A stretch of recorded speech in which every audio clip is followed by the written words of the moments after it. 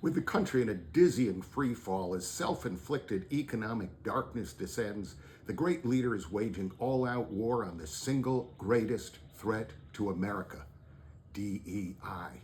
Yes, diversity, equity, and inclusion must be battered into submission until it's a cold, dead thing next to the road.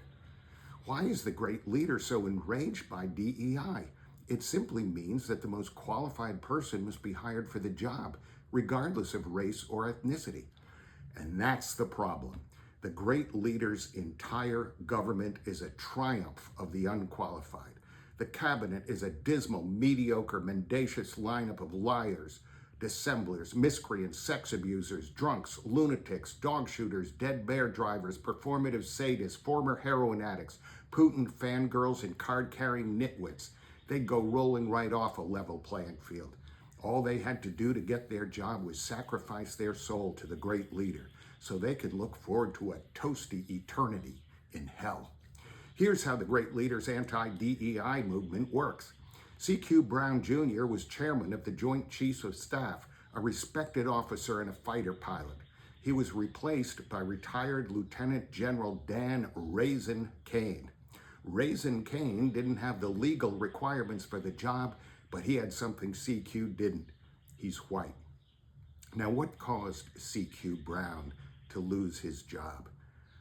A tragic waste of oxygen called Pete Hegseth, whose glittering resume includes public drunkenness, sexual abuse, and getting fired from 2 nonprofits for mismanagement. Now he's head of the Department of Defense, managing 3 million employees with a budget of $820 billion. This is a man who has more experience with lap dances than spreadsheets.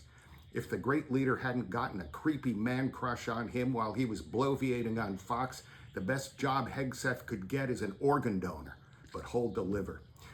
White House sycophants went so far in their misbegotten crusade, they deleted Jackie Robinson from a government website in the apparent belief that the first black major league ball player would have been white if it weren't for DEI. Now, science tells us that the fish stinks from the head down, so that sickening odor emanating from the Oval Office is the great leader, the patron saint of the criminally unqualified.